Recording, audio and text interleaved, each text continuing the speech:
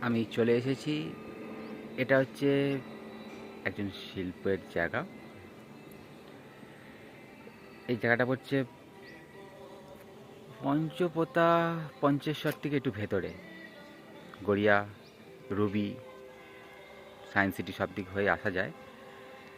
আর এগুলো সব দেখছো, এগুলো সব ফাইবারের আর্টগুলো হয়েছিল, তৈরি হয়েছিল, মূর্তি, স্ট্যাচু সব এগুলো এখন এখানে রাখা রয়েছে।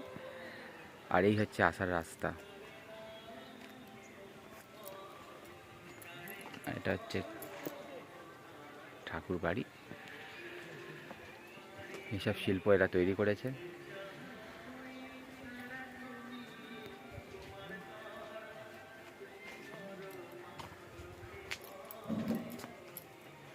PG art.